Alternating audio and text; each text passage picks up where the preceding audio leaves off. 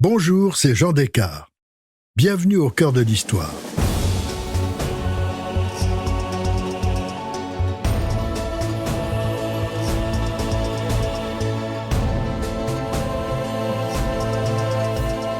Dans cet épisode en 2 parties, qui sera le dernier de notre série sur les grandes énigmes de l'histoire, je vous raconte un mystère qui, depuis le règne de Louis XIV, n'a cessé d'enflammer la curiosité des contemporains, des historiens, puis des romanciers et enfin des cinéastes.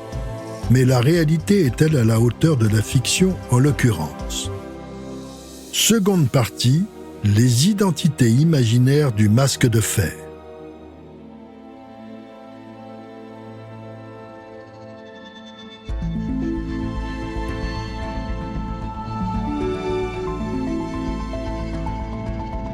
La légende va vite s'emparer du personnage. De nombreux récits vont circuler sur les événements qui se seraient produits lorsqu'il était prisonnier dans le fort de Sainte-Marguerite.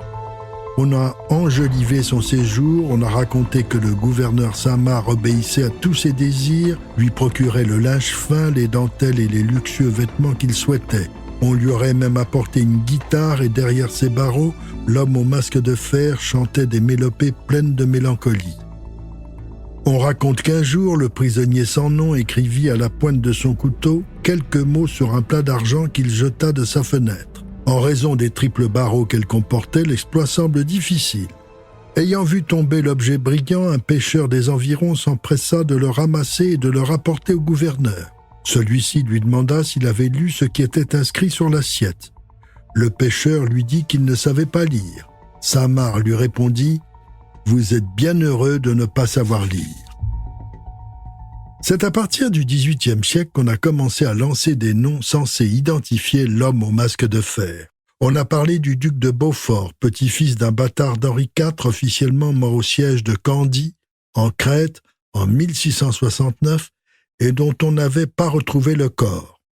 On parla aussi du jeune comte de Vermandois, fils naturel de Louis XIV et de Louise de la Vallière, décédé en 1683 d'une fièvre contractée au siège de Courtrai. Mais était-il réellement mort? Il pouvait aussi être le duc de Monmouth, bâtard de Charles II d'Angleterre.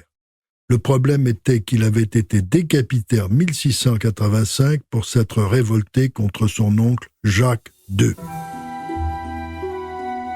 Mais l'hypothèse la plus troublante, et celle qui fut la plus répandue, a été échafaudée par le marquis de Barbezieux. Ce proche collaborateur de Louis XIV avait été son secrétaire d'État à la guerre. Mais il était paresseux, adorait les beuveries et les parties fines. Ses frasques finirent par agacer le roi. En 1700, il refuse qu'il entre au Conseil d'en haut, l'organe suprême de la monarchie. Saint-Simon raconte qu'alors, il se livra avec ses amis à la débauche plus que de coutume, pour dissiper ses chagrins. Il avait bâti entre Versailles et Vaucresson, au bout du parc de Saint-Cloud, une maison qu'on appela l'étang. Il y allait souvent, et c'était là qu'il tâchait de noyer ses déplaisirs avec ses amis, dans la bonne chère et les autres plaisirs secrets. C'est à l'étang qu'il se mit à parler de l'homme au masque de fer. Il ne savait pratiquement rien d'Eustache d'Angers, sinon qu'il avait été un valet de Fouquet. Il avait eu connaissance de son voyage masqué jusqu'à la Bastille et des rumeurs que cela avait engendré. À ses amis, il se mit à raconter que derrière l'homme au masque de fer se cachait un terrible secret d'État. Si on dissimulait son visage, c'est parce qu'il était trop connu. C'était le frère aîné de Louis XIV, né des amours adultérines de la reine Anne d'Autriche et du duc de Buckingham. Après avoir énoncé cette énormité, Barbezieux est pris d'un vilain mal de gorge et d'une fièvre. Il meurt 5 jours plus tard, le 5 janvier 1701. Il avait couché sur son testament sa maîtresse, mademoiselle de Saint-Quentin. Après la mort de Barbezieux, elle se retire à Chartres et elle se met à raconter l'histoire du masque de fer. Il lui avait été expliqué par son amant défunt. L'historien Charpentier va la voir et raconte son histoire dans le livre qu'il écrit alors « Bastille dévoilée ». C'est de cet ouvrage que Voltaire va faire son miel.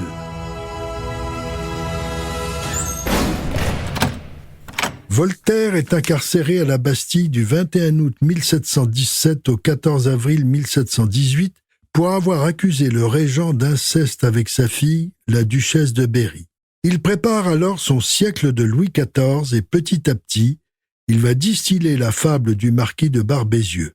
Le 20 octobre 1738, il écrit à l'abbé Dubos, secrétaire perpétuel de l'Académie française: « Je suis assez instruit de l'aventure de l'homme au masque de fer, mort à la Bastille. J'ai parlé à des gens qui l'ont servi. » L'abbé Dubos, dans sa réponse, le met en garde. Il sait que l'homme au masque de fer avait été le domestique de Fouquet et qu'il pouvait connaître ses secrets. Mais s'il n'a pas de preuve absolue, il lui conseille de ne pas aller plus loin, c'est trop dangereux. Dans sa première édition du siècle de Louis XIV, Voltaire va alors faire un portrait du masque de fer qui est en filigrane celui du roi Soleil. Il était d'une taille au-dessus de l'ordinaire, jeune, de la figure la plus belle et la plus noble, mais il portait un masque dont la mentonnière avait des ressorts d'acier qui lui laissaient la liberté de manger. Et en 1771, dans la seconde édition des Questions sur l'encyclopédie, Voltaire passe aux aveux. Il écrit que le masque de fer était sans doute un frère, et un frère aîné de Louis XIV, dont la mère avait ce goût pour le linge fin. Toutefois, Voltaire réfute la paternité du duc de Buckingham. L'homme était un frère aîné du roi dont la reine Anne d'Autriche aurait accouché en secret. Cette affirmation tombe à un moment où les fondements du pouvoir royal commencent à vaciller. La monarchie connaît sa plus grave crise politique depuis la Fronde. Faire de Louis XIV un monarque cruel qui avait infligé à son frère un pareil traitement tombait au bon moment. Discréditer la monarchie est alors tout à fait à la mode et Voltaire ne s'en prive pas. Arrive la Révolution. Le 22 juillet 1789, on découvre le squelette du masque de fer dans un cachot de la Bastille. Il était là, dans une pièce qui n'avait pas été ouverte depuis 3/4 de siècle, les chaînes au cou, aux pieds et aux mains.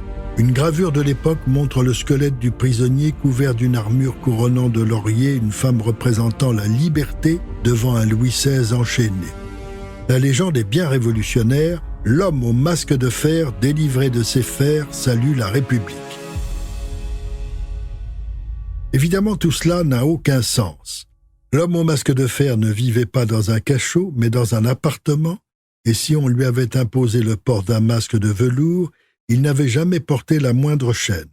De plus, on l'avait enterré religieusement. Mais le symbole était trop beau. Le masque de fer victime expiatoire du monarque absolu et impitoyable qu'était le roi Soleil.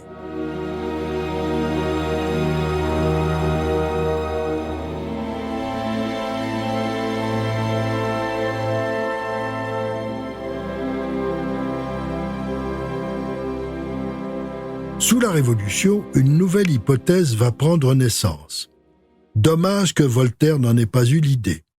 C'est un certain Dora Cubière qui, dans son Voyage à la Bastille, le 16 juillet 1789, énonce que l'homme masqué serait un frère jumeau du roi Soleil, emprisonné à vie parce que la loi salique n'avait rien prévu en cas de naissance royale de jumeaux. L'idée est promise à un grand avenir. À la même époque, paraissent les mémoires du maréchal de Richelieu, évidemment un ouvrage apocryphe. Il explique ce qui s'est passé. L'enfant indésirable serait né le 5 septembre 1638, 8h30 après le futur Louis XIV, pendant le souper du roi. Alors que le premier accouchement s'était déroulé en présence de toute la cour, comme l'exigeait l'étiquette, le second s'est passé clandestinement. Les seules personnes au courant sont l'évêque de Meaux, le chancelier Séguier, le médecin Honorat, la sage-femme joliment prénommée Péronnette et un gentilhomme dévoué, Saint-Marc. Tous prêtent serment de ne jamais révéler la naissance de cet enfant. Le bébé est d'abord confié à dame Péronnette qui l'élève jusqu'à ce que Saint-Marc reçoive de Mazarin l'ordre de le conduire dans sa maison de Bourgogne et de lui donner une éducation digne de son rang. À 21 ans, le fils d'Anne d'Autriche découvre le secret de sa naissance en trouvant dans la cassette de son précepteur Saint-Marc plusieurs lettres de la reine et de Mazarin. Aussitôt avertis, Louis XIV et Mazarin décident de mettre le jeune homme en prison et de lui faire porter un masque de fer car sa ressemblance avec le roi est trop criante. Sous l'Empire, on va même inventer une descendance au masque de fer. Lorsqu'il était prisonnier à Sainte-Marguerite, le supposé jumeau de Louis XIV aurait eu un gouverneur nommé Bompard. Ce Bompard avait une ravissante fille dont le prisonnier va s'éprendre.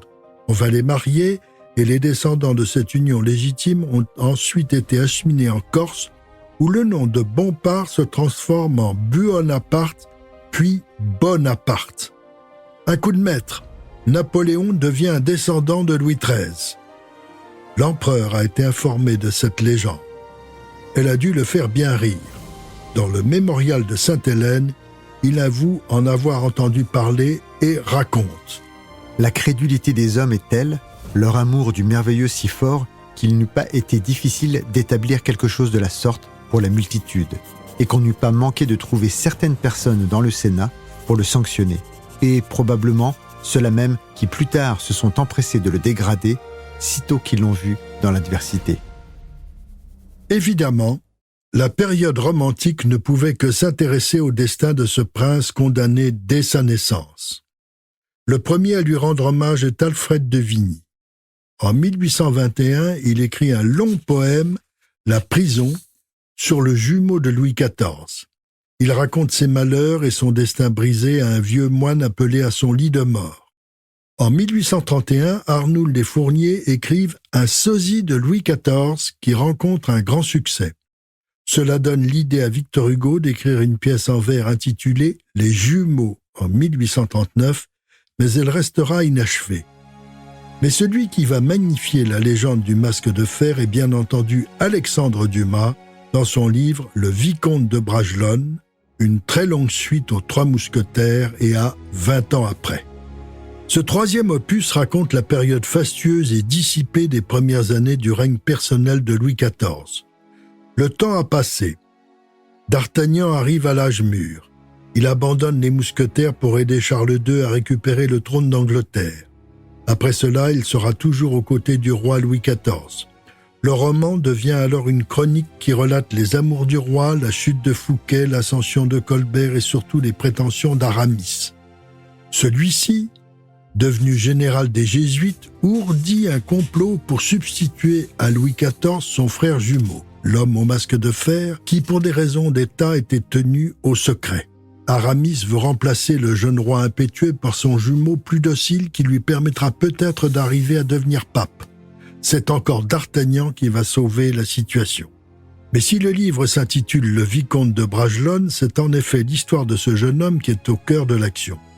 Bragelonne, fils d'Athos et de la duchesse de Longueville, conçu pendant la Fronde, a été élevé avec Louise de la Vallière qui va devenir la maîtresse du roi.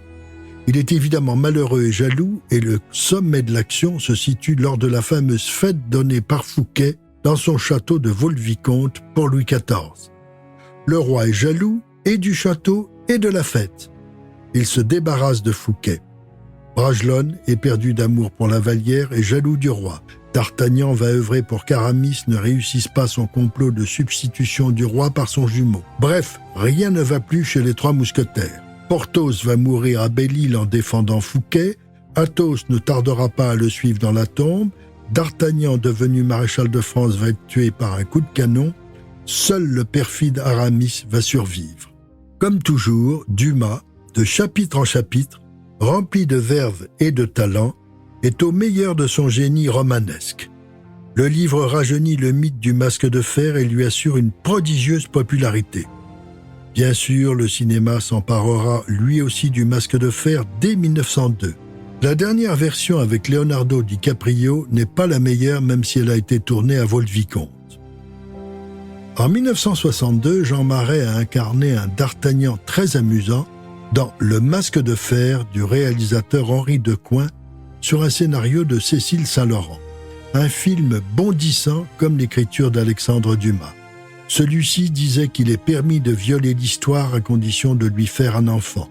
Avec le vicomte de Bragelonne, il a réussi, une fois de plus. Il invente encore un enfant, mais cette fois, c'est le jumeau de Louis XIV. Quel panache!